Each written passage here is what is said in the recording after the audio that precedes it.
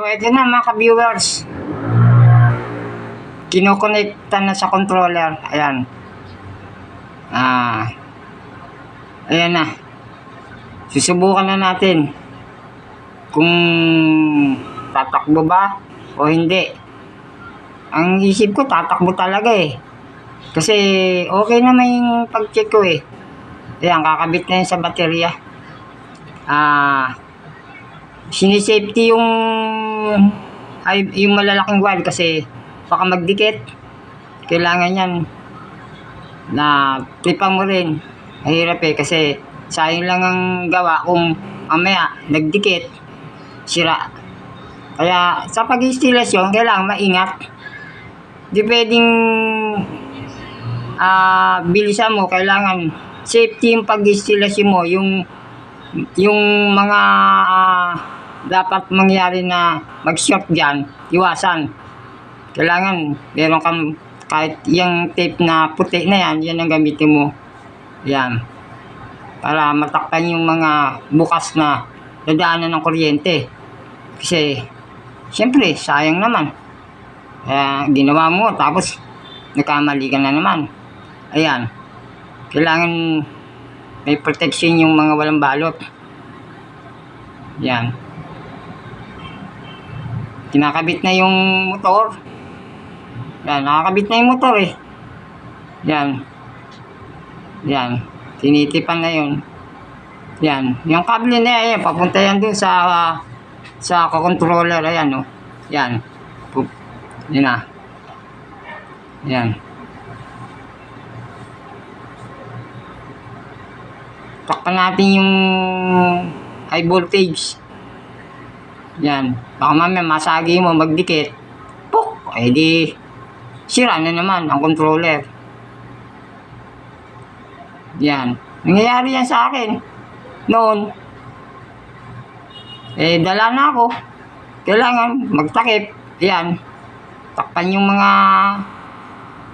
live. Yan. Kasi, abala pag nag-repair ka. Aabot pa ng matagal ng paghanap ng pyesa. So, ingat. So, ayan mga ka-viewers. Kukonekta na natin yung sa baterya. Lagyan natin para malaman natin na iikot nga. Ayan. Lagyan ko ng ayan, tape para malakita nyo na umiikot nga. Kasi kung walang tape, di makikita na umiikot yan. Yan na. POS natin. Oh, mali. Dapat ihiga natin yung motor. Kasi nakatingala eh.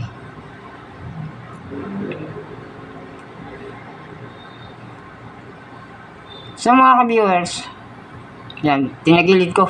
Kasi pag-andar niyan, wala pa naman takip sa likod. Yan na.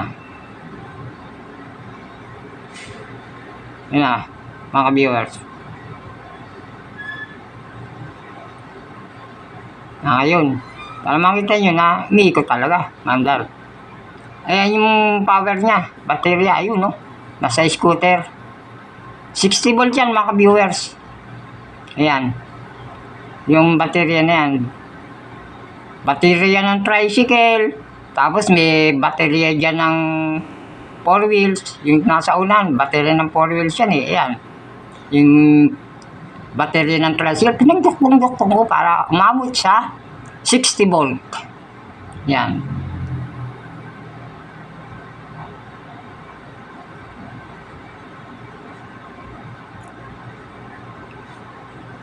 Kaya mga ka-viewers, hindi ko maisalang dyan sa scooter. Ang problema, preno. Ayun, magko-convert ako ng disc brake. Kasi maliit yung gulong niya eh. Kaya mahirap i-convert.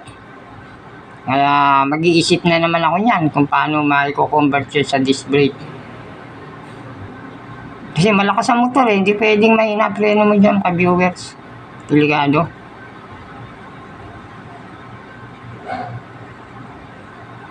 Kaya hindi ko maisalang dyan sa scooter. Kaya ngayon, pag nakakuha ko ng preno at na-convert ko sa ayos, edi kabit ko yan mga motor na yan at Makikita nyo naman kung paano tatakbo. Tatakbo yan, kaya lang delikado. Eh, wala kang preno eh. Ang gagawin mo, preno. Hindi pwede. Imbis nag-invento ka, tapos ikaw pa mapapahamak. So mga viewers, huwag muna. Tayo na muna natin yung preno. So ayan na mga viewers, paanda rin na natin yan ha. Ayan. Yung throttle na in-improvise ko, ayan. Kasi wala rin ako makakuha ang throttle ng kamats eh.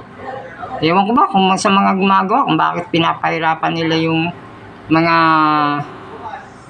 customer na bumibili ng mga pyesa-pyesa.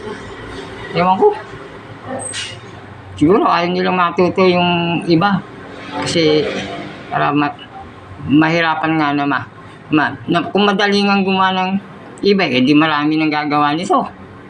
Sigurado yan, ka-viewers. O ayan na, umikot na ka-viewers. O.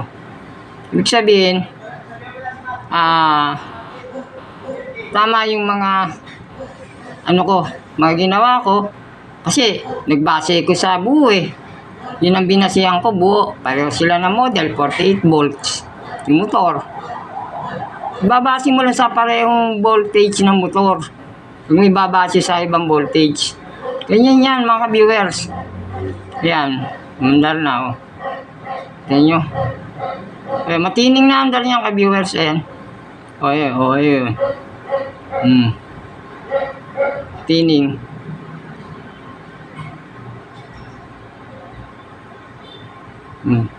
Yan mga viewers. Ayan, mabagal ang takbo niyan. Hindi delikado pagka ganyan. Na-control naman eh. Meron akong ginawang controller. Yung ang BR50K na nabili ko sa electronic. Yan ang ginamit kong controller na ayan, throttle. Ayan na. Ayan lang viewers. Di lang natin mailapit yung camera kasi nakita nyo naman. Ayan. Pero nakita nyo naman, umiikot, diba? In-adjust ko lang yung sa mabagal. Pinakamabagal. Kumbaga, mabagal lang, para ka lang naglalakad. Ayan o. Nakita nyo yan? Ayan o. Oh. Yan. Oh. So mabagal yan. Ngayon, pag binilisan mo yan, hindi mo na makikita ka-viewers yung papel. Pag mabilis. Yan. Ayan, mga ka-viewers. Oh.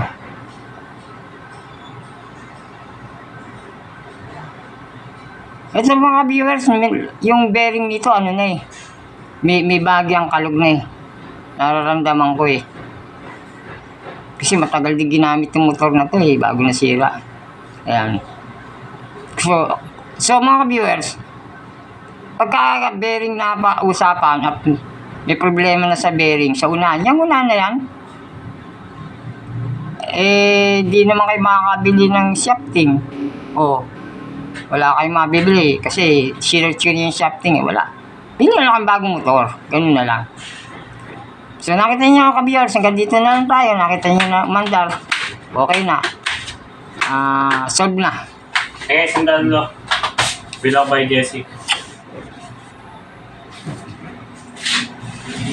Sa lola mo. Nakakapera eh, si Mama muna.